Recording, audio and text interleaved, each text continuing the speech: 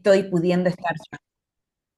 Hola a todos, sean bienvenidos. Le doy la bienvenida a que veo a Doris, a Valentina, Om Yeshe de Uruguay, y hay 8 personas más que no las leo desde acá, pero sean todos bienvenidos. Soy Laurita Bianchi, estamos con una amiga compartiendo este maravilloso encuentro. Gracias, gracias, muchas gracias por estar.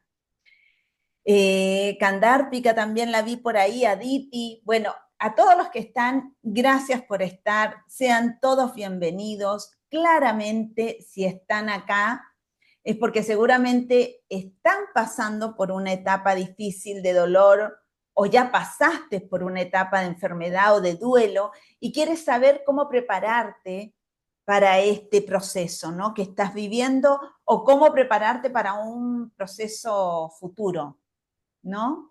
En este camino donde nos encontramos y nos despedimos, donde a veces tenemos salud y a veces tenemos enfermedad, ¿no? Esa es parte de este mundo dual, dice el Gita. Cuando describe este mundo, lo describe como un mundo dual, precisamente por todo esto, y es lo que tenemos que aprender a atravesar.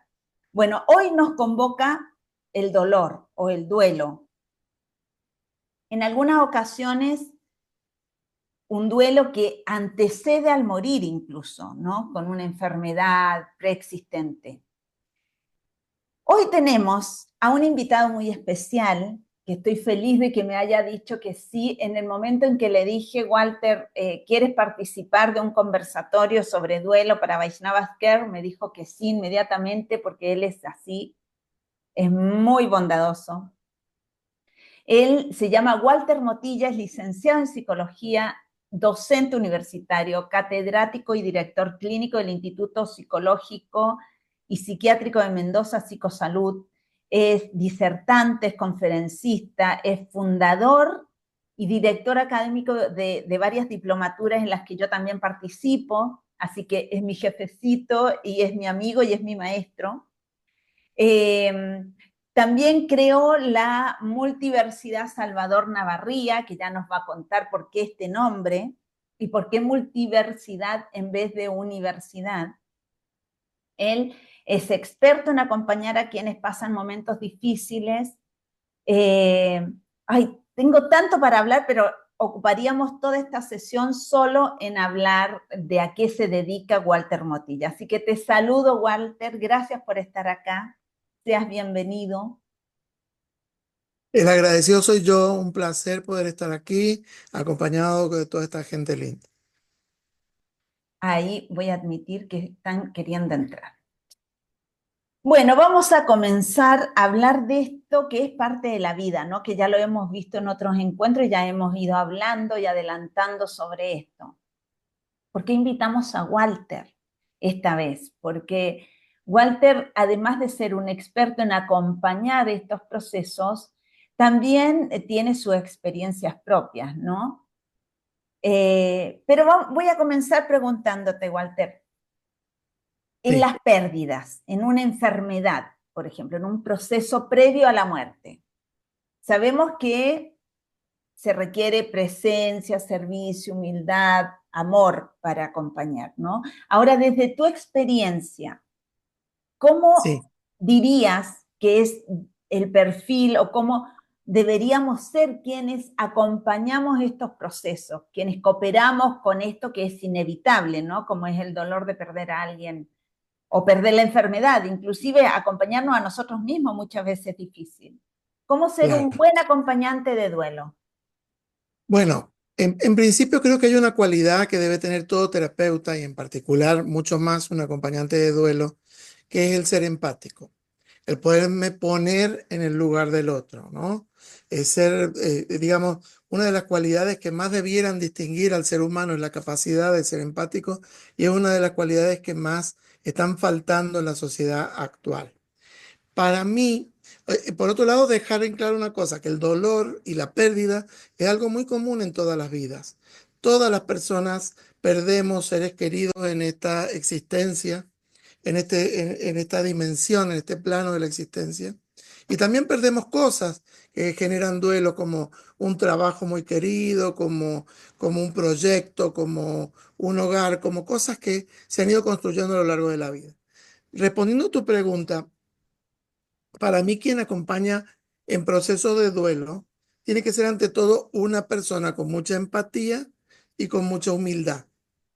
La formación es fundamental, pero el perfil se construye más, diríamos, desde la capacidad de una persona de ser auténtica, de saber escuchar, ¿sí? De esto que llamamos la escucha activa, ¿sí? De sostener espacios de silencio, porque muchas veces acompañar al doliente, ya sea porque perdió algo o porque está en un proceso de la muerte de un ser querido, uno trata de llenarlo porque hay como una fobia al silencio. Entonces, esto permite al otro, al que está sufriendo, al que está doliendo, sentirse realmente acompañado, sin juicio y sin apuro.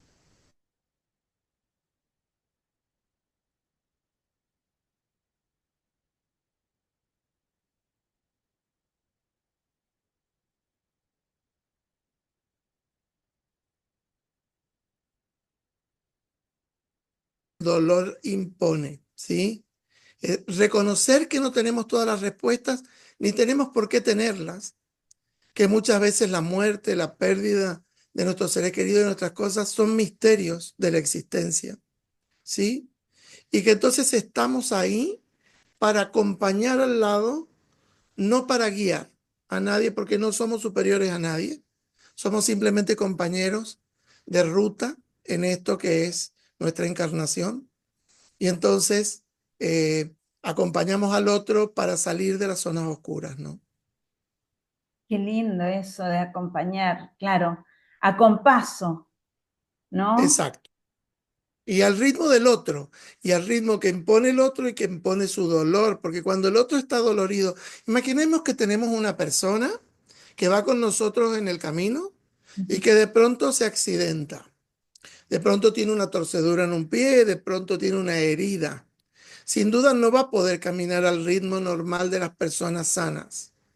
El doliente tiene heridas, heridas que no se ven, estas que le llamamos el sanskara, ¿no? Las heridas del alma, de las heridas espirituales, que incluso vienen de muchas encarnaciones sangrando. Y entonces, él no va a poder caminar al ritmo de una persona libre de esos dolores. Por eso tengo que acompasarlo al ritmo que él tiene en el momento, él o ella, en el momento que está atravesando este dolor. Sí, ¿no? ¿Y esta necesidad de dónde viene, Walter? ¿Es por crianza? ¿Es por cultura? Porque, ¿de dónde viene esta necesidad de evadirle al dolor, evadir lo Bueno, inevitable, ¿no? claro. Em, a ver, Freud decía una cosa, que la mente se guía por dos reglas básicas. Él escribió un artículo que se llama Duelo y Melancolía. No, y hay otro me voy a referir enseguida a eso, pero hay uno que se llama Teoría Económica de la Mente.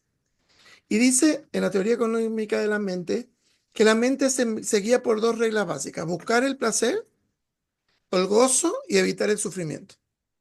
La mente trata de evitar sufrir y entonces por naturaleza tendemos a tenerle miedo al dolor.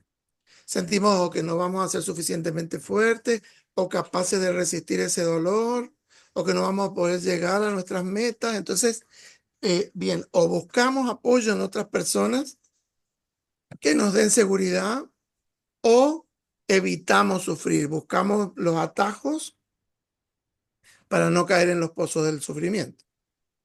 Tal cual. Ahora, sé que en lo personal Sí, te conozco y sé que tú eres experto acompañando desde lo profesional procesos de muerte, ¿no? Procesos de enfermedad.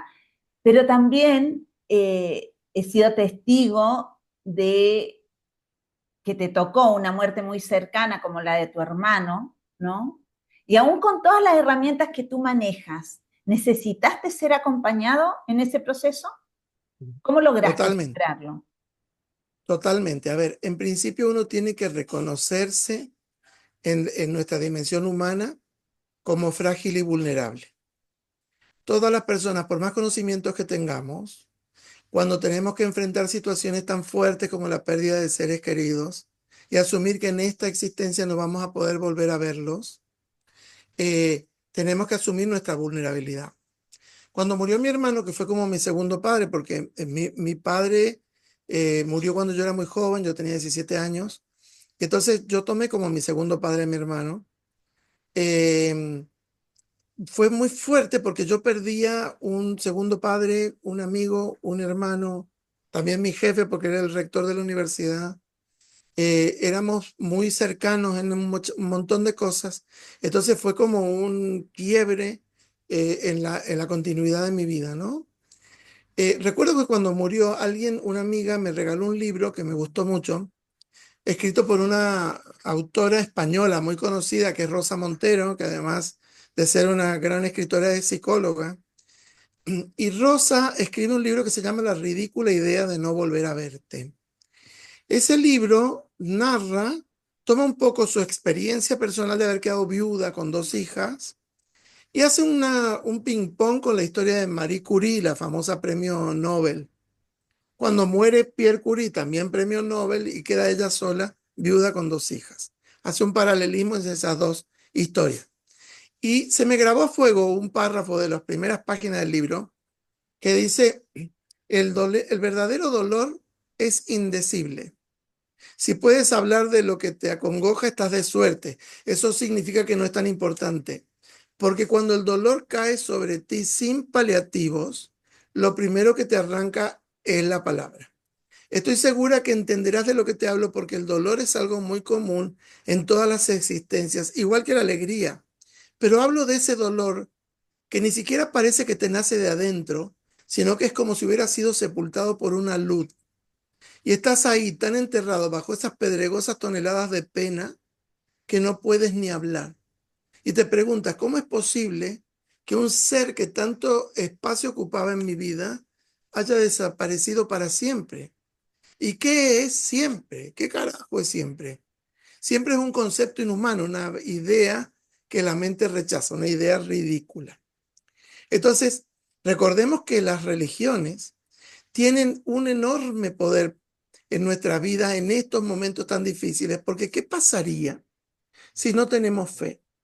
Si no tenemos la creencia o de la reencarnación o la creencia de una vida en el más allá, ¿cómo hacemos para soportar ese dolor tan fuerte de la pérdida y de una pérdida que va a ser absoluta, que nunca más vamos a volver a encontrarnos? Entonces, claramente, la religión nos ofrece consuelo. Esta es una de las cosas más fuertes que tienen las religiones. El consuelo y la esperanza. La esperanza. Nosotros decimos la esperanza es una de las virtudes teologales, nos lleva a la divinidad la esperanza. Va de la mano de la fe y del amor. Fe, esperanza y amor son mutuas y recíprocas. Entonces, claro, cuando perdí a mi hermano, me sentí en una tremenda vulnerabilidad. Caía como en un pozo oscuro de desesperanza, de desilusión, de desamparo. Yo recuerdo que a mí me había inquietado durante mucho tiempo una ecuación de un matemático, en realidad un físico relativista cuántico, que en el año 1920, ya hace más de 100 años, escribió una ecuación. Ese matemático era Paul Dirac y escribe la famosa ecuación de Dirac.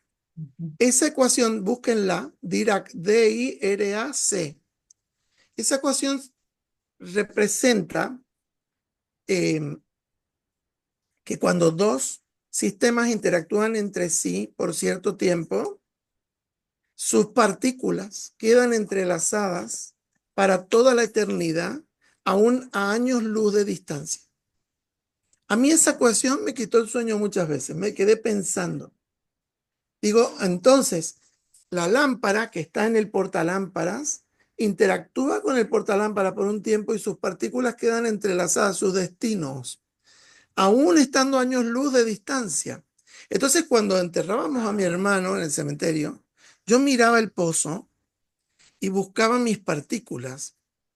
Yo miraba, yo tenía un amigo muy querido, de esos que son hermanos del alma. Yo digo que la amistad verdadera es primer grado de parentesco porque son los hermanos que uno elige.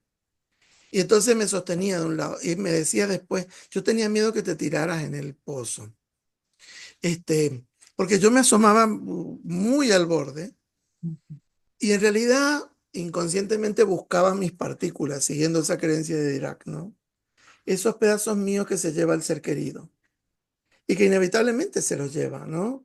Este es el costo, precioso costo del amor, que cuando amamos sabemos que cedemos algo de nosotros, que nunca más va a volver a nosotros, que se lleva el ser querido para toda la eternidad y que nuestras almas, nuestras partículas van a quedar entrelazadas significativamente por el resto de la existencia. Wow.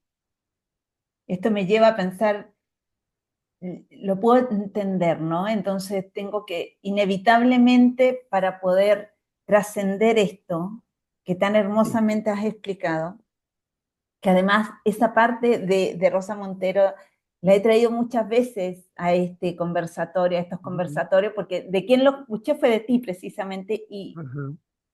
amo eso, esa parte.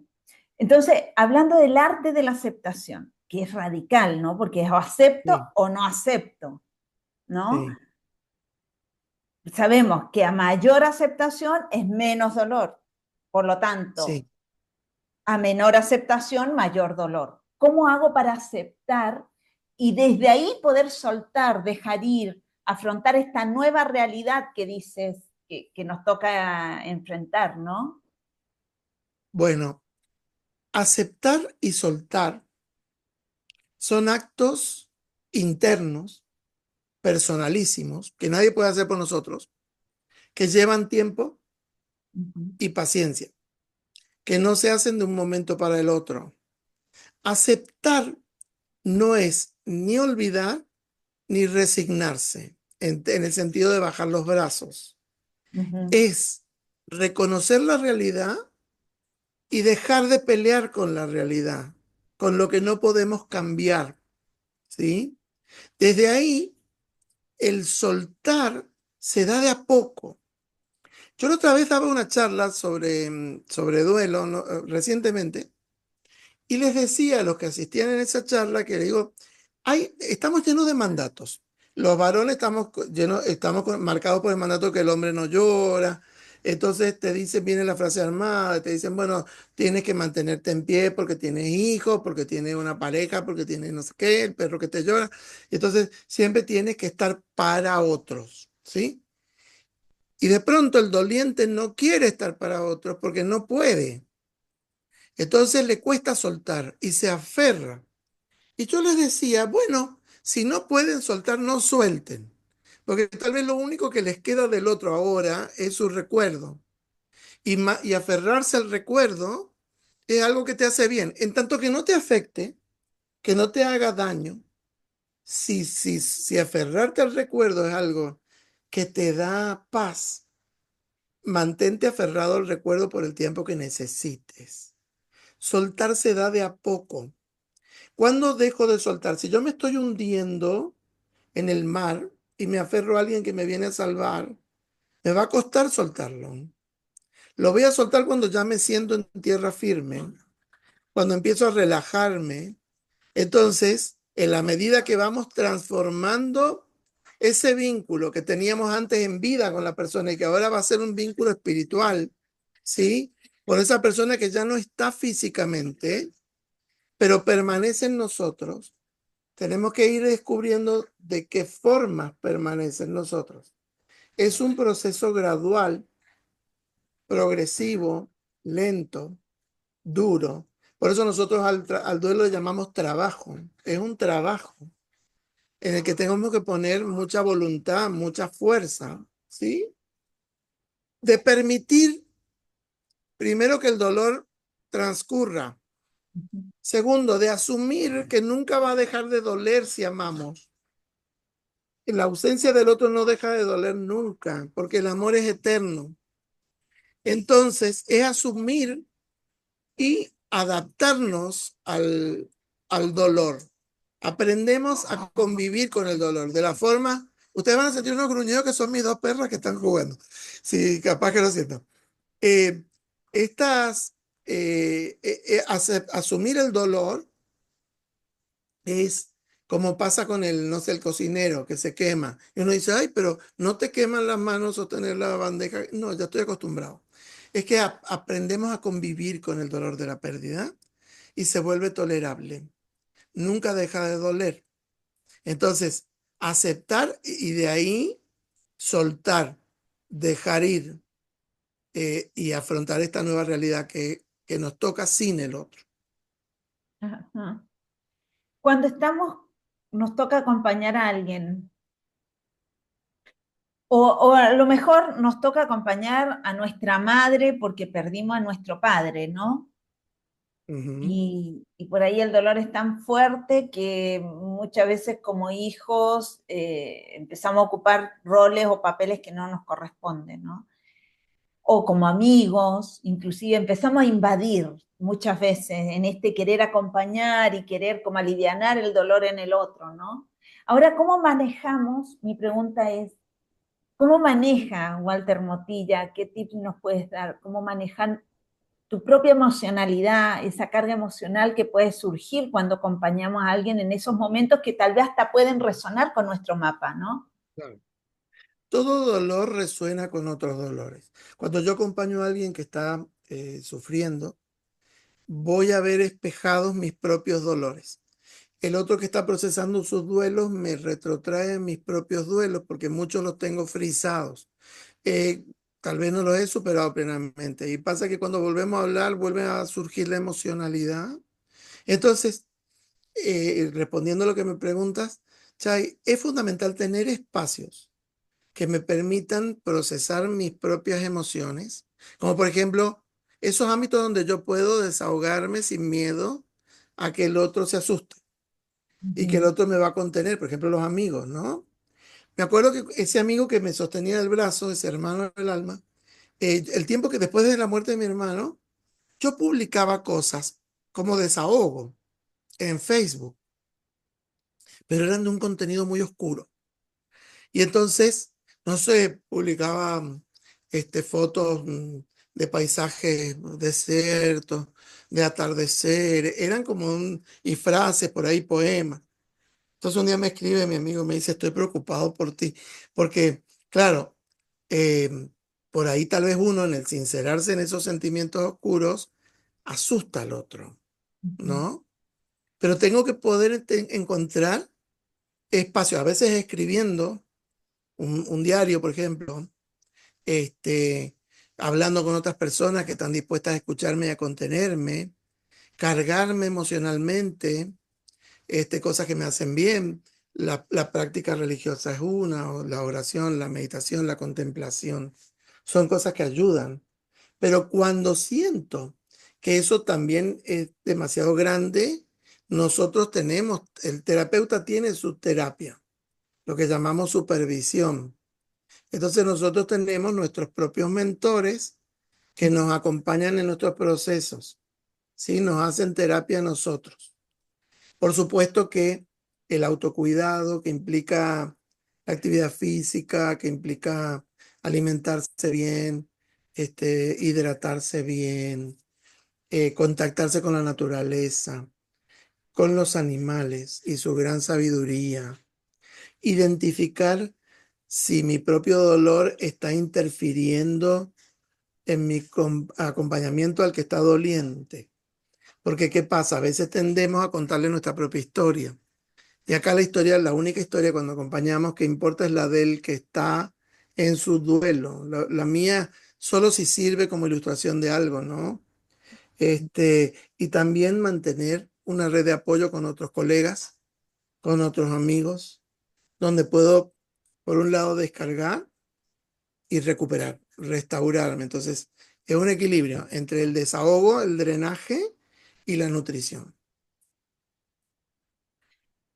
esto de nutrirnos, ¿no? Porque en un momento hablaste de, es cierto, se te rompe el corazón de pedacitos, ¿no? Y por lo que entiendo, y también lo decía una amiga que es tanatóloga, que la hemos invitado acá, ella decía, se rompe en pedacitos, pero hay que entender que se rompe en pedacitos para que por cada rendija salga la luz. ¿no? Claro. Esas virtudes que tenemos que ir entendiendo de nosotros mismos.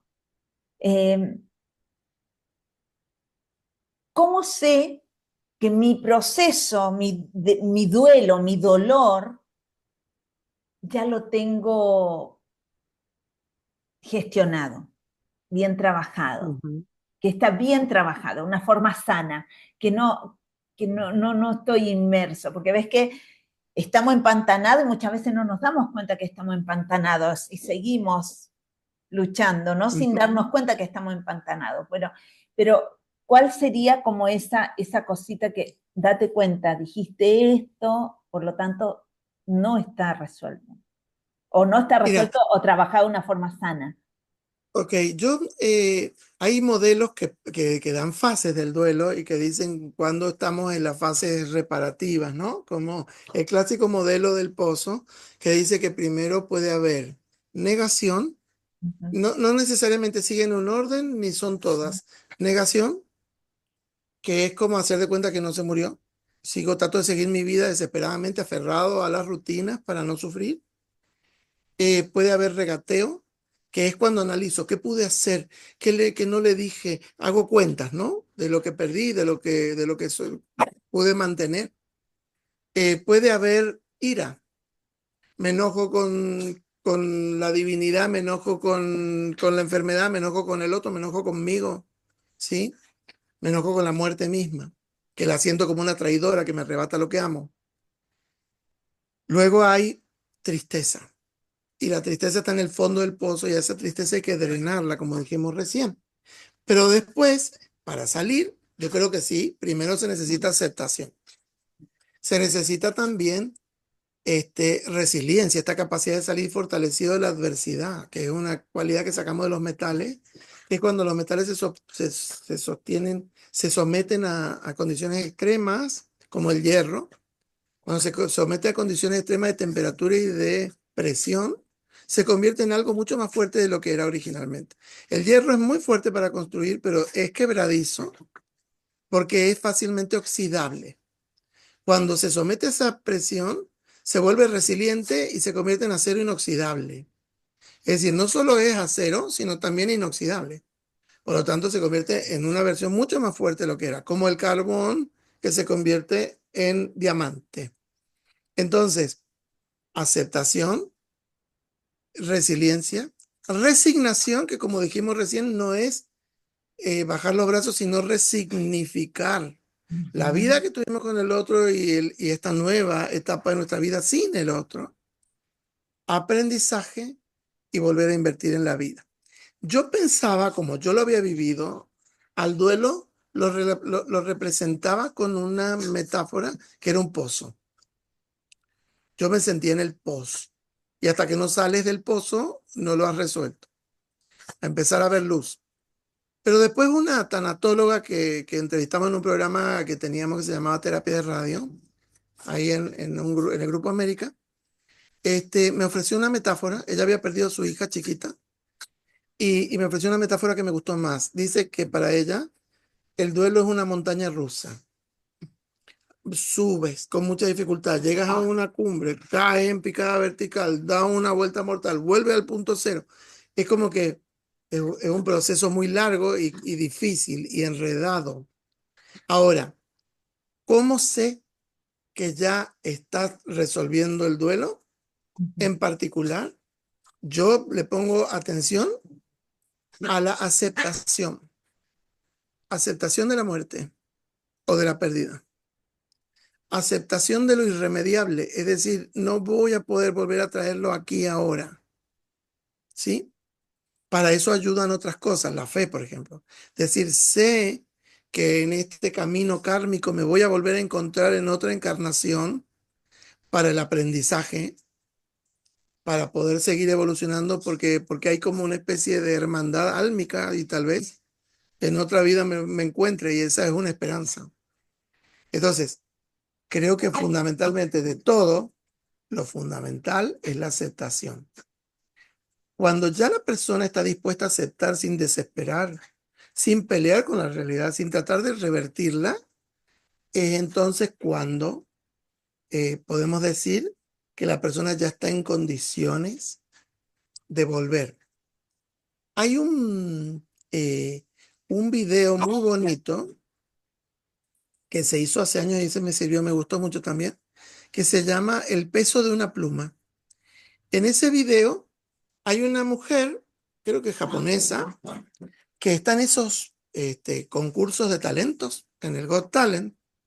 Y entonces ella empieza a hacer, desde una perspectiva muy zen, hacer equilibrio con ramas, ¿no? Entonces ella va equilibrando una rama sobre otra rama,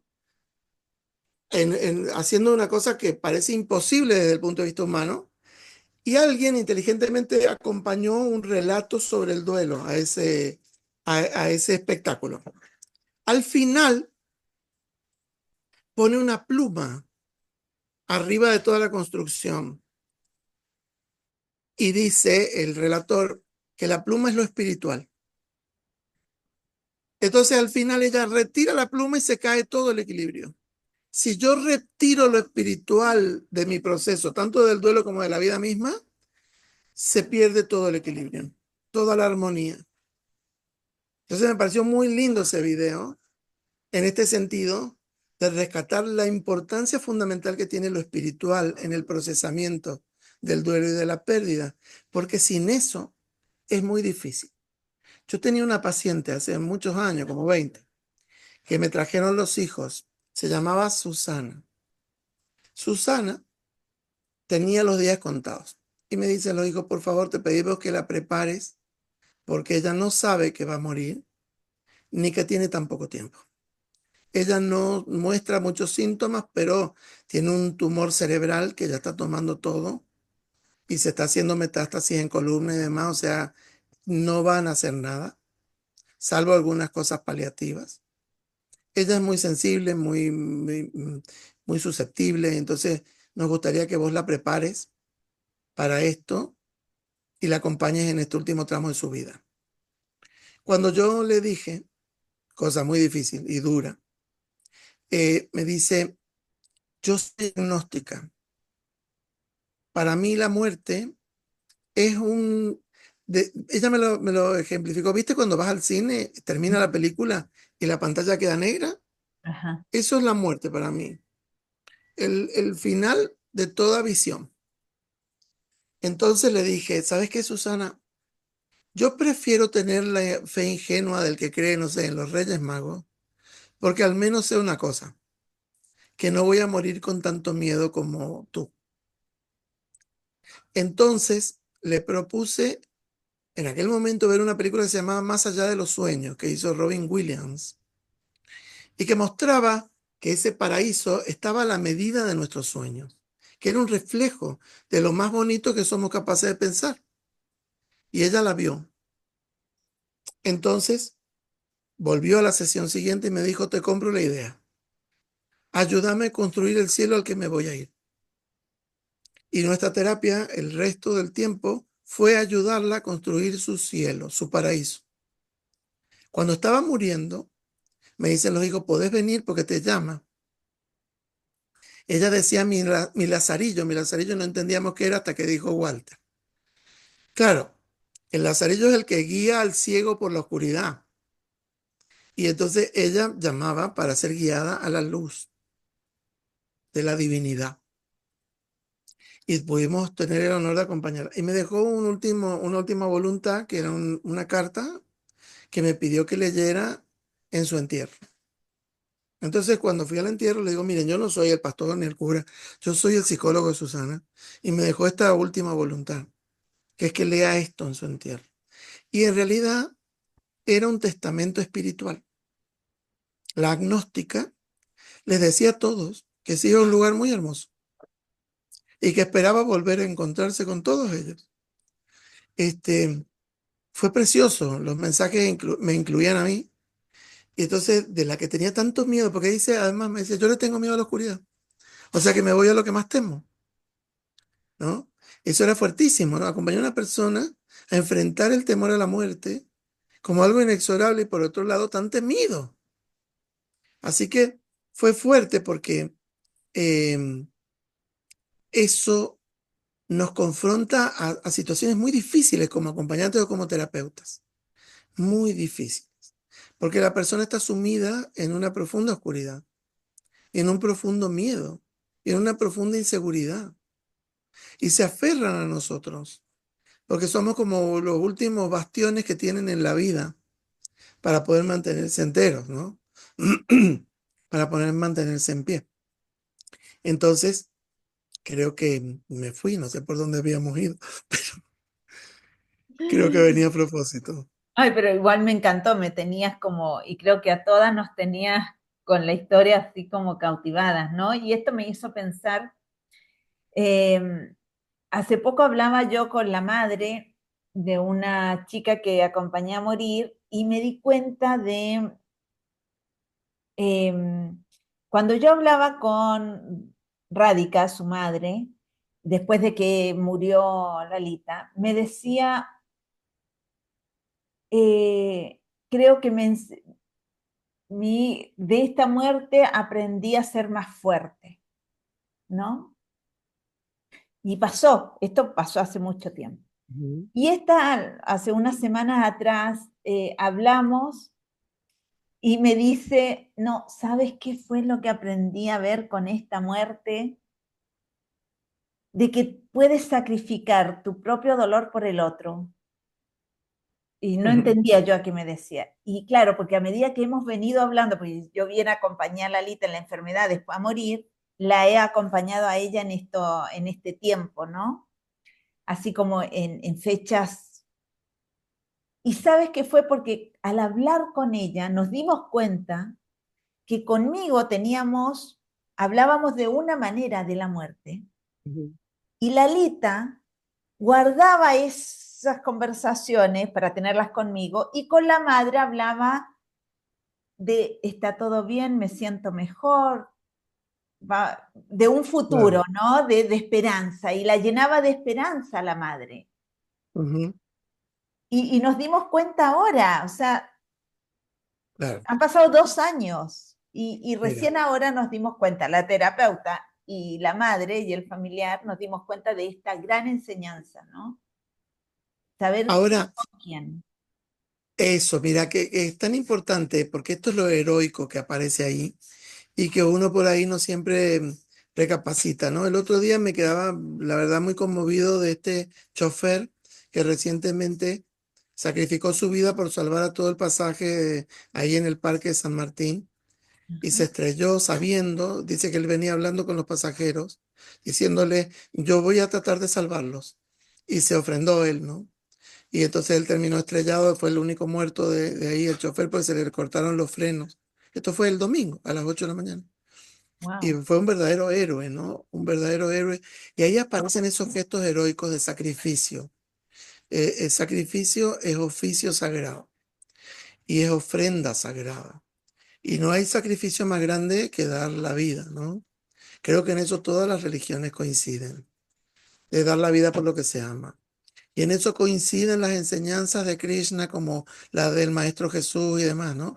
Siempre han ido hacia lo mismo, porque todas las religiones coinciden en el mismo punto. Tenemos métodos distintos, pero en definitiva, la verdad que perseguimos es la misma, y es la misma que nos une. Y en esto del sacrificio hay algo tan noble, ¿no? Eh, Gabriel García Márquez en El amor en los tiempos del cólera pone una frase que dice, el amor se hace más grande y noble en la calamidad. Este, es tan preciosa esa frase, el amor se hace más grande y noble en la calamidad. Entonces, cuando alguien está atravesando algo, qué cosa preciosa que una persona que está agonizando se muestre bien para no lastimar al otro, para no darle una imagen agonizante. Y ese es un gesto de ofrenda, heroico y noble. Entonces, ahí aparecen estas cosas que por ahí creíamos que no existen, que ya no están más. Esos sacrificios honorables, ¿no? Pero sin embargo están. tal cual. Entonces, digo, y uno recuerda con el tiempo, van pasando. Yo eh, siempre he dicho, bueno, he tratado de que la memoria sea uno de los espacios donde la memoria es uno de los lugares donde el otro sobrevive, ¿no? Esto es el mensaje precioso que tiene la película Coco, ¿no? Que la verdadera muerte es el olvido. Entonces, cuando perduran en nuestra memoria, los seres queridos no mueren. En verdad, queda su legado, en nuestras manos. Y entonces nosotros tratamos de honrarlos a través de tomarles la posta y seguir como representantes vivos de ellos, ¿no? Ay, gracias, Walter. Te agradezco tanto que hayas accedido a, a este conversatorio. Como siempre, exquisito hablar contigo. Quiero Muchas dejar gracias. un espacio para ver si alguien tiene alguna pregunta, quiere Claro. comentar algo. Si no quieren aparecer, pueden hacerlo, sacar el micrófono y aparecer con la cámara. Dice, la muerte debe ser nuestra mejor consejera de vida. No sé si es una Claro. pregunta o una oración. No, Bueno, es muy buena esa frase que da Laura, en el sentido de que si hay una cosa que tenemos segura es que vamos a morir. Entonces, es una gran maestra la muerte. La muerte viene y nos enseña lo valioso que era aquello que perdimos. ajá. Nos enseña muchas cosas. La muerte nos enseña a valorar nuestra propia existencia. Hace poquito, unos días más que un mes, yo tenía un paciente que traté mucho tiempo, Gustavo. Lo traté como por 8 años. Y Gustavo ya estaba de alta, hacía mucho, pero él venía a la terapia a lo que él llamaba hacerse un service. Entonces se hacía el service a la cabeza. Este, mm, y lo acompañé mucho tiempo. Gustavo es una persona que es todo lo que está bien en alguien. Generoso, noble, sincero, honesto, empático, solidario. Esas personas que son angeladas, que uno dice, ay Dios mío, qué persona más hermosa, ¿no? 44 años, 3 hijos, tuvo un primer hijo muy jovencito y la madre del niño lo dejó solo con el niño al que crió y después consiguió una mujer para ser la madre de ese chico, se casó, tuvo 2 hijas más, hoy de 7 y 14 años. Pero no funcionó esa relación porque esa mamá nunca aceptó al primer hijo y entonces siempre sufrió esto, él, ¿no? Y desde un principio me decía, yo me crié en un modelo de convicciones de fe. Dice, yo soy un hombre de fe. Entonces yo trato de ser consecuente con mi fe, pero por ahí cometo errores. En ese afán de aferrarme a la fe, cometo errores mundanos y humanos, ¿no? Que es normal. Bueno, muy contento se compró una moto con mucho esfuerzo, con mucho sacrificio, y estaba muy contento y la iba a probar. El, entonces, bueno, yo lo tengo en mi consulta el 3 de octubre, sentado ahí en el consultorio. Y el 5 de octubre me pregunta Víctor, Walter, Gustavo se llama Gustavo José Daniel. Y yo digo, ay, no sé, pero después pensé, sí, su papá se llama Daniel, puede ser él. Ay, me dice, falleció trágicamente, salió en todos los medios, murió en Cacheuta. Su moto se desbalanceó, según un testigo, y él al tratar de enderezarla de mucha cilindrada, tocó el guardarrail y cayó al abismo. Murió en el acto. Fue muy fuerte para mí. La verdad que eh, uno se encariña con los pacientes.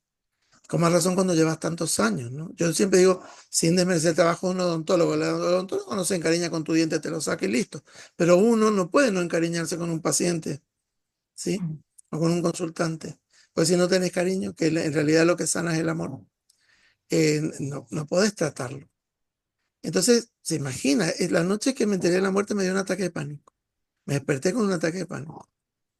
Y fui al entierro. En el velorio que estaban haciendo breve ahí en el mismo parque donde lo enterraron. Llego justo y había una religiosa venezolana que dice, no vamos a rezar frases armadas, dice, demos testimonio de quién fue Gustavo para nosotros, honremos su memoria. Entonces empezaron todos a contar, fue preciosa esa despedida. Y después hizo unos gestos, ¿sí? Rituales, dice, bueno, extiendan su mano receptiva y tomen todo lo que quieran llevarse de Gustavo a su corazón y guardarlo. Y con la otra, bendíganlo para que él siga su viaje. Fue precioso, fue tan bonito, tan lleno de detalles muy bonitos como merecía Gustavo verdaderamente. Esa noche del entierro, esos días llovió mucho en Mendoza, inéditamente, ¿no? Y yo soy músico, para los que no me conocen, y entonces muchos de mis sueños tienen fondos musicales. Y una mañana, a la mañana siguiente del martes, ya el 6 de octubre, me viene una música a la mente. A veces no me acuerdo del sueño, pero sí de la música. Me viene un tema de Sting, que es Frágil. Yo no reconocía el tema, pero no tenía presente la letra. Y entonces después analicé la letra y la letra decía, mañana ya la sangre no estará. Al caer la lluvia se la llevará. Acero y piel, combinación tan cruel. Y pensaba en el guardarrail, ¿no? Pero algo en nuestras mentes quedará. Un día así terminará con una vida y nada más. Nada se logra con violencia ni se logrará. Aquellos que han nacido en un mundo así, no olviden su fragilidad. Lloras tú, lloro yo y el cielo también. Lloras tú, lloro yo, qué fragilidad, ¿no? Y dije, encajaba perfecto. O sea, mi inconsciente me ofreció un consuelo a través de la letra de esa canción, que yo tenía que buscar, descifrar y ahora memorizar. Y decir, era perfecta la letra, ¿no? Decimos, somos tan pequeñitos, somos un grano de arena en el océano del tiempo. Nuestra existencia es vulnerable, pequeña. Entonces no tenemos que olvidar nuestra fragilidad. Somos muy pequeños, no tenemos que cuidar, ¿no? Un poco eso. Y creo que los grandes maestros y avatares han recalcado este mensaje hasta el hartazgo, ¿sí? ¿Qué nos enseña el Bhagavad? ¿Qué nos enseñan todas las escrituras? Que recordemos es que nuestro paso es transitorio y que tenemos que obrar el bien, ¿no? Tal cual. La desidentificación, ¿no? Como primer paso, Claro, que exacto. terminamos siempre hablando lo mismo y que nombraste el Gita, que primero es Sí, va al campo de batalla a ver todo, lo bueno, lo malo, lo que me gusta, lo que no me gusta. Quiero ver a mis opuestos, pero también los que están de mi lado. Después, en el claro, segundo, ya empieza a hablar de la desidentificación, ¿no? De que somos almas espirituales todos. Y claro. hacia allá vamos. Justo hoy me preguntaba un paciente, me decía, bueno, pero ¿y después de la muerte qué hay? Me Ujú, dice, bueno, yo, ¿y cuando me muera qué hay? Entonces yo ujú, le digo, yo te puedo hablar de lo que yo he estudiado, de lo que a mí me llega, pero si quieres podemos ayudarte, te puedo ayudar a buscar cuál quieres, esto que contaste tú me hizo pensar en eso, ¿no? Que le dije, a ver, ¿cuál quieres tú que sea ese cielo al que quieres ir? ¿Qué claro, pretendes que haya después, ¿no? Y, y se llevó un librito. Y sí, somos tan frágiles, pero a la vez tan eh, soberbios de este cuerpo que habitamos, ¿no? Este cuerpo sí, adolorido. Te sí. estaban en el chat, Cristina te estaba diciendo, Walter, como siempre tan profundas, cálidas y contenedoras tus palabras, un placer escuchar. Gracias, Cristina, por estar. Muchísimas gracias, muchas gracias. Bueno, y acá está Laurita, la Laura que nos habló, es una persona muy querida para mí que ahora se está sumando, está empezando a estudiar la carrera de psicología, Ujú. está compartiendo con una amiga esta charla y le agradezco muchísimo que esté. Sea bienvenida. Eh, Muchas gracias. Y por otro lado, agradecer también a Cristina, ¿no? Este, que nos está diciendo Cristina Blasco, que es una gran maestra. Ujú, Cristina es una gran maestra, esas son palabras mayores. Y es una mujer muy sabia y una querida amiga. Ella tiene la humildad de los grandes pone Cristina B, pero yo sé que esa es Cristina Blasco. Y bueno, un placer también que esté aquí. y un honor, por otro lado, porque es una gran maestra, una gran formadora de terapeutas. Ah, Cristina ha mira. sido Después me das su rectora. teléfono y la traemos a un conversatorio con ella. Claro que sí, claro que sí. Dale. Gracias, Así- Walter. Una vez más estoy muy agradecida por tu bondad, porque al momento en que te dije, ¿quieres participar? Sí, nunca un pero ni nada. Si alguien más tiene alguna pregunta sobre acompañamiento de duelo, sobre lo que ha hablado Walter, aprovechen acá a esta gran persona y le preguntamos algo que quieran saber ahí. Doris, dinos, abre el micrófono, eso. Sí, sí, gracias por la charla. La verdad que muy lindas frases, muy buenas recomendaciones que nos da. Bueno, yo quería compartir que en estos últimos años sí me tocó acompañar a personas que han partido y realmente me he sentido muy sensible.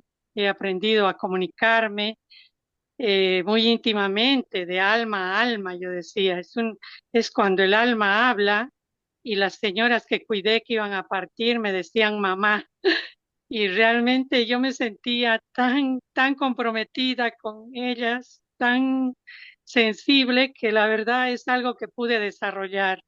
Ahora en mi duelo personal que me ha pasado, que han partido familiares míos, no me ha pasado lo mismo. He sentido mucho rencor, puedo decir, no sé, no me he sentido así tan bien como con estas personas ajenas. Entonces, me he enojado con todo el mundo cuando partió mi hermana y realmente yo ahora digo, tengo derecho también a sentir eso, es mi pregunta. Gracias. Sí, Walter, Doris, totalmente, porque dijimos más temprano que varios autores reconocen que una de las fases del duelo es el enojo.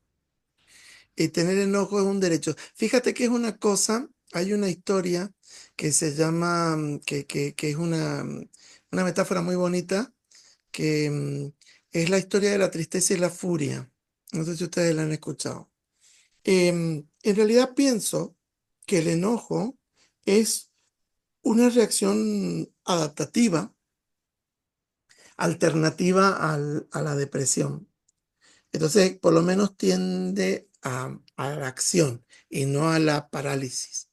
La historia esta dice esto: en un reino encantado, donde los hombres nunca pueden llegar, o quizá donde los hombres transitan eternamente sin darse cuenta, en un reino mágico donde las cosas no tangibles se vuelven concretas, había una vez un estanque maravilloso.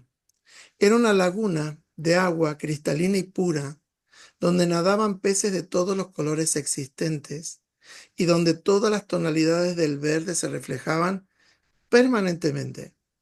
Hasta ese estanque mágico y transparente se acercaron a bañarse, haciéndose mutua compañía la tristeza y la furia. Las dos se quitaron sus vestimentas y desnudas las dos entraron al estanque. La furia, apurada como siempre está la furia, urgida sin saber por qué, se bañó rápidamente y más rápidamente aún salió del agua. Pero la furia es ciega, o por lo menos no distingue claramente la realidad. Así que desnuda y apurada se puso al salir la primera ropa que encontró. Y sucedió que esa ropa no era la suya, sino la de la tristeza. Y así, vestida de tristeza, la furia se fue. Muy calma y muy serena, dispuesta como siempre a quedarse en el lugar donde está, la tristeza terminó su baño y sin ningún apuro, o mejor dicho, sin conciencia del paso del tiempo, con pereza y lentamente salió del estanque. En la orilla se encontró con que su ropa ya no estaba. Como todos sabemos, si hay algo que a la tristeza no le gusta es quedar al desnudo. Así que se puso la única ropa que había junto al estanque, la ropa de la furia. Cuentan que desde entonces muchas veces uno se encuentra con la furia ciega, cruel y terrible, pero si nos damos el tiempo de mirar bien, encontramos que esta tristeza que vemos es solo un disfraz y que, perdón, esta furia, y que detrás del disfraz de la furia en realidad está escondida la tristeza. ¿Sí? Qué lindo, Walter, como siempre, tus Gracias, gracias. respuestas. Y así es, gracias. Gracias, Doris. Valentina, luego Laurita. Valentina, Buenas gracias. noches, muchas gracias. Buenas noches. Quería manifestar profunda gratitud. Me encantó lo que dijo, todo lo que dijo, ¿no? Fue precioso el encuentro. Gracias, Chey, por las preguntas que siempre conducen de una forma tan bonita y por sus respuestas tan sentidas. Muchísimas gracias. Me gustó mucho lo que dijo de que el duelo es un trabajo y que es importante encontrar ese espacio en donde poder trabajarlo. Y en ese sentido quería agradecer este grupo de trabajo de duelo. Es mi espacio donde estoy trabajando el duelo de la muerte de mi mamá. Y así como usted mencionó el tema de esta canción que vino tan justa y lo relacionó con el inconsciente, en mi caso, eh, estos encuentros ocurren siempre en el momento indicado y yo lo relaciono con la misericordia de Dios, ¿no? De Krishna. No Claro, solo, digamos, el momento en el cual me puedo permitir ser frágil es este encuentro, eh, claro que sí. que, Así que sea. noto que sí, y que es muy necesario. Y me parece muy gracioso, ¿no? Porque en esto del inconsciente llevo un par de días sintiendo como ardor en los ojos, que se me empezaron a poner como que los tenía resecos.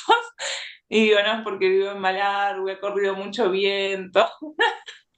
Y como en Ya, realidad ahí sí, nada, el inconsciente diciendo, bueno, ¿y cuándo vas a dejar que aflore la tristeza? Ayer se cumplieron 3 meses desde que mi mamá dejó el cuerpo. Y el viernes es el primer cumpleaños que voy a transitar sin ella, así que agradezco mucho el poder, nada, dejar que afloren los sentimientos que por ahí uno ni siquiera conscientemente va eh, poniendo a un costado. Así que muchísimas gracias por la oportunidad de reflexionar y de transitar el dolor. Gracias, Gracias. Valentina. Walter, ¿nos puedes vale. decir algo de esto? Porque muchas veces se cree que el dolor es solo emocional y solo debe ir por dentro, ¿no? Y se nos olvida que habitamos un cuerpo y que este cuerpo también Claro, está dolido. claro, claro. Es una herida. Sentimos el dolor de la pérdida del ser querido como una amputación. Nos han sacado una parte que nos pertenece y con más razón el sagrado cuerpo de una madre, el que habitaste, tu primer domicilio formal fue el cuerpo de tu madre y su vientre. Entonces, en eso, es bonito lo que trae Valentina. Yo sigo, me gusta mucho un psicólogo que fue Carl Jung, y Jung habla de las sincronicidades. Entonces dice que hay algo que es más que las meras coincidencias, que hay cosas que ocurren, parece por azar de circunstancias, pero que coinciden de una forma impresionante. Entonces, como que se alinean, ¿no? Y en esto venía una palabra que dijo al principio Chay en la presentación una de las cosas que hice, siempre traté de honrar la memoria de mi hermano. Entonces creamos una institución que se llama Multiversidad. Salvador Navarría, mi hermano es hermano materno, tenemos distintos apellidos, pero hemos habitado el mismo vientre. Y el concepto de multiverso es un concepto más cuántico, ¿no? Uno va a la universidad a escuchar una versión, un verso de la realidad. Y en realidad, la realidad es multiversal, no universal. Entonces, me gusta el concepto de multiversidad en el que valen todas las versiones de realidad, ¿sí? Y en eso, no, y eso lo ha ido demostrando la misma física cuántica. La física cuántica ha demostrado desde la ciencia más pura y dura la existencia de la divinidad, ¿sí? No es posible que exista este multiverso si no hay una mente superior que lo piensa, si no hay un observador. Esto está demostrado por la física y hay experimentos que lo demuestran, que somos parte de un todo perfecto y que lo que ocurre no son meras coincidencias. Por ejemplo, esto. ¿Qué te ha pasado de encontrar estos espacios, estos lugares donde poder trabajar el duelo?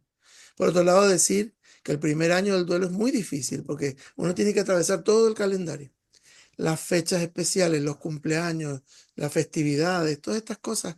Y es un tiempo como para ir tomando distancia y apreciar la dimensión de la pérdida. Y después tomará el tiempo que tenga que tomar, pero mínimo toma un año. Gracias. Gracias. Espero que haya sido un abrazo al corazón, Valentina. Acá dice, realmente lo pasé horrible, mente mal, y ahora apenas empiezo a recuperarme después de comenzar la aceptación. Gracias, no sé quién era. Walter, como siempre, profunda calidad. Cristina, un placer seguir escuchando a ustedes y a Walter en especial. No me canso nunca de escucharlo. Omar. Y Bueno, Elizabeth muy- dice, es muy cierto lo que menciona Walter en relación a la aceptación. Yo tengo 2 años y 6 meses, sufrí la pérdida gigante y apenas empiezo a aceptarlo. Realmente la pasé horriblemente mal, era Elizabeth. Horriblemente mal y ahora apenas empiezo a recuperarme después de comenzar la aceptación. Gracias. Vamos con Laura, que tenía otra pregunta. Bienvenida, Laura, gracias Hola, por estar. ¿qué tal? ¿Cómo están? Bueno, un placer compartir, un placer escucharlos, escuchar a Walter, que yo como siempre le digo, es mi faro en la oscuridad. Sí. Él es un El ser de muchos. maravilloso y creo que para muchos sinceramente, y la verdad que qué rica charla, ¿no? En todos los aspectos. Eh, yo el tema de la muerte, bueno, cuando puse esto, ¿no? De tomarla como una consejera de vida, es justamente a lo que vos hacías referencia, ¿sí? Dejar de ser un poco soberbios y aprender de que somos seres finitos, ¿no? Y dejar de actuar con esa soberbia y jugar tanto con el tiempo, con algo que no recuperamos. Eh, por otro lado, creo que no es casualidad que estemos todos acá. Yo hoy también decidí traerla un poco a ella, a mi amiga, acompañarla. No es casualidad que yo también esté acá. En la casa de ella fue una cuestión de que se tenía que dar las cosas de esta manera y estoy acompañándola en un proceso difícil en su vida. Nos acompañamos siempre. Le ha hecho muy bien las palabras que ha escuchado. Y de alguna manera creo que mi pregunta también va un poco dirigida no solamente desde el punto de vista como paciente, sino desde el punto de vista como acompañante de una persona que está duelando, ¿no? A mí me toca, bueno, ambas trabajamos en la parte de la salud y nos toca estar en contacto con personas que eventualmente van a morir, ¿sí? ¿Cómo reconocer cuando ese proceso de duelo empieza a ser un duelo patológico, ¿no? Y cómo guiar a esa persona en la búsqueda de la ayuda necesaria, en el entender en la ayuda profesional para que se deje de patologizar este duelo y empiece a transcurrir un duelo con normalidad para no caer bueno, nada, en circunstancias de depresión y todo eso, ¿no? Gracias, Laura. Muy buena tu pregunta, porque es algo que nos preguntamos siempre, una y otra vez. Walter, Bien, a ver, el duelo es muy interesante tu pregunta porque en realidad es un desafío reconocer cuando el duelo es patológico. ¿Cuándo es patológico? Cuando la persona ha quedado, a ver, los primeros 3 meses del duelo es normal que esté todo mal y esté todo congelado y esté todo como patas para arriba, es normal eso.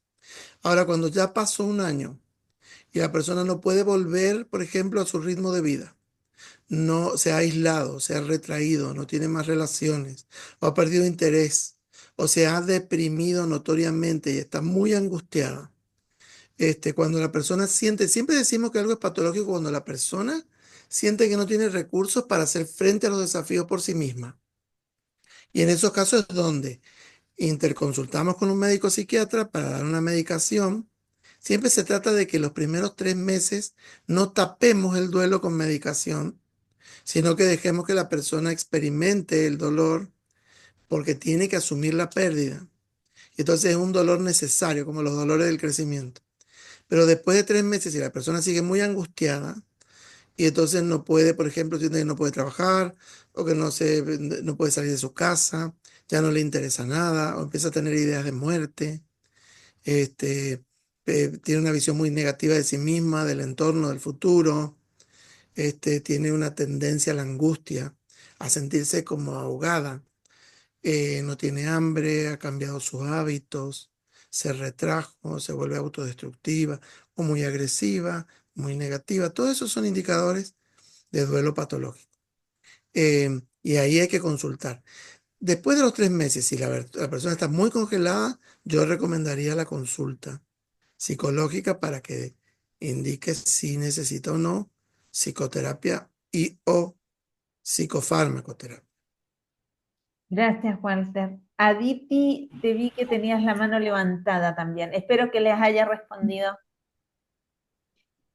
Sí, mira, justo estoy con mi mamá hablando de esto del duelo y estábamos charlando, le digo, mamá, vos, ¿qué tenés vos o qué has pensado el día que el papá no esté en hacer? Que vos sientas que te va a sacar de ese adormecimiento, de ese dolor, ¿qué te gustaría hacer? Me dice, la verdad que no lo he pensado.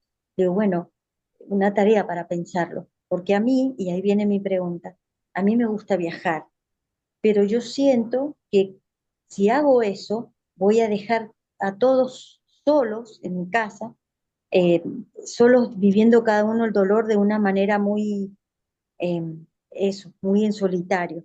Y como yo me estoy capacitando para guiarlos en este dolor, ¿no? Para que, entonces digo, no voy a poder hacer eso durante un tiempo hasta que más o menos vea que están todos más o menos organizados en su dolor, pero digo, es correcto ese pensamiento, poder tener yo como desplazarme un poquito de mi duelo, de lo que yo sé que a mí me va a sacar y me va a sanar en cierta manera, desplazarme yo como para estar conteniendo al resto de los demás, porque en definitiva es eso, no me estoy capacitando para eso. Todos los días me pasa de darle de comer a mi papi que tiene Alzheimer y llorarlo porque no es mi papá, pero siento que me sana, porque me estoy preparando para eso. Entonces, esa es mi pregunta, ¿no? Si es correcto desplazarme yo un poquito y decir, bueno, no será el tiempo todavía para mi duelo y guiarnos a los otros, ¿no? No sé. Mira, qué buena esta pregunta porque es algo con lo que nos topamos siempre, ¿no? Dale, Walter, responda con su sabiduría de siempre. Bueno, yo siempre digo, no se puede dar lo que no se tiene, Aditi. Ujú, ujú, Entonces, si yo no tengo para dar, no te impongas dar. Más ujú. temprano tenía una paciente, ¿no? Una de la penúltima paciente. Entonces me decía, yo tengo que, no tenés que, vos elegís Claro, hacerlo. sí, Entonces, si vos sí. elegís hacerlo y está bien para vos, sí, pero no tenés que. Ujú, Nadie tiene que, es una imposición que a veces se hace por valores.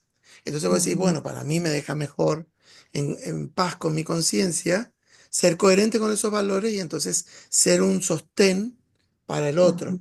Si eso me hace bien y tengo, porque tengo que dar lo que tengo. Si ahora yo estoy mal y me postergo para estar entero para otros, pero me hago daño, ahí es donde no estaría bien. Si está bien, si eso te hace, te da sentido, si eso te da paz, si eso ujú, te ayuda, porque también a veces es una forma de honrar al que murió, ujú, ¿no? Entonces, hacer cosas por los otros, este, es como volvernos a unir en esa catástrofe de la pérdida, tal vez le da sentido también a tu vida. eh, y te vas a sentir más tranquila estando con ellos, acompañándolos en su trabajo de duelo que yéndote y tal vez sufriendo lejos sin saber cómo lo están llevando. Entonces, ujú. un punto de equilibrio, siempre hay que buscar el equilibrio, ¿no? Entre esto, entre el dar y el recibir. Pero también a la par, si estás ahora sosteniendo, busca a quien te sostenga. Ujú. Bien. Justamente eso Gracias. estaba pensando recién, ¿no? Que en una parte también lo dijiste. Para poder acompañar, tengo que saber ser acompañado, ¿no? Claro, Tengo que dejarme claro. acompañar. La Y, amiga per- de y, Laura permi- quería, ay, perdón, ibas a y decir, permitirte ser vulnerable. exacto. Ok. Ujú. Sí. Bien. A la amiga de Laura, ¿cómo te llamas? Jimena, mi nombre es Jimena. Jimena. Bueno, Walter también ha sido mi terapeuta y como bien dice Laura, no es una coincidencia que estemos hoy acá y este tema me toca muy, muy de cerca hoy porque primero me encuentro sin terapeuta, segundo que el momento, digamos, de duelo, siempre ahora se ha hablado de la persona física que se va y en este momento estoy atravesando por un duelo que es el realizar el divorcio de un matrimonio. Estoy viviendo un duelo, ¿no? Pero yo hace 4 años que me separé, 4 años y medio. Y la otra parte, o sea, mi ex marido, no quiere soltarme. O sea, todas las instancias de mediación no las quiere, no hay acuerdo. Entonces estoy viviendo un duelo en donde la otra persona no me suelta. Y estoy con toda esta congestión de la voz, que se me nota así porque estoy sumamente angustiada por lo que estoy atravesando. Pero este duelo que no se termina y sigue como en pie. ¿Cómo llevarlo cuando la persona física, que es la otra parte, no te suelta del todo para poder emprender de vuelta el camino? Gracias, Jimé. Walter. Bueno, sé que a veces es muy difícil y eso vuelve, por ejemplo, cuando hablábamos de alguien que no sé, que está agonizando y se aferra a ti, es muy difícil eso, porque uno tiene que asumir que el otro hace su viaje, que no puedo hacerlo por él, que su proceso de despedida lo tiene que hacer cada uno, ¿no? Este, y por otro lado, cuando estamos separándonos y el otro se aferra y entonces no me suelta, me vuelve mucho más difícil el trabajo del duelo, sin duda. Ahí siempre se tiene que buscar, o sea, lo que se recomienda cuando se vuelve así patológico es un mediador terapéutico para que los ayude a procesar eso. Él necesitaría su terapia, vos necesitarías la tuya y ambos una mediación terapéutica. Sé que no siempre se puede, pero por ahí podemos buscar algún amigo, alguien que pueda obrar como esto para ayudar a procesar eso. Pero lo claro, primero tenés que reconocer, Jimena, que vos no podés sola con esto. Entonces tenés que pedir ayuda, ¿sí? A veces en el cuerpo de mediadores hay que ver ahí para ayudarlos a esto porque no te lo está haciendo fácil. Entonces sé que debe ser muy difícil. Normalmente el primer espacio para eso es la terapia individual, que te va a ayudar a ir procesando estos sentimientos y estas frustraciones que te genera el apego del otro y recomendarle a él también una terapia, ¿no? Gracias. Muchas gracias. Gracias, No, Jimé. Espero que te haya servido. Apego y aversión son dos caras de la misma moneda. claro. Bueno, les agradezco una vez más a los 17 que estuvimos en un momento aquí y te agradezco, Walter, y obviamente No. que vas a estar en una nueva edición porque esto no para, porque cada vez hay gente nueva en estos grupos, gente nueva que quiere aprender a acompañar a otros y gente nueva que está pasando por procesos difíciles. A todos los que están viendo esta grabación, porque va a quedar grabada, que después son miles, y si hacen preguntas, como siempre, yo se las traslado a Walter para que se las respondamos. Con Muchas mucho gusto. gracias. Una vez más, los abrazos fuertes. Nos vemos los primeros días de diciembre, pero esa vez no vamos a tener un conversatorio, vamos a tener un taller para trabajar y elaborar nuestro dolor de este año y poder hacer más llevadera las fiestas que vienen, que sabemos que son fuertes para pasar estos procesos. Así que las abrazo, las quiero. Gracias, Hare Krishna, sean felices, sonrían. Hare Gracias. Krishna. Simple pensamiento Gracias. elevado. Gracias. Saludos a Walter de Clara. Ahí te Bueno, alcanza a muchas hacer un Gracias. saludito. Gracias, Hare Krishna.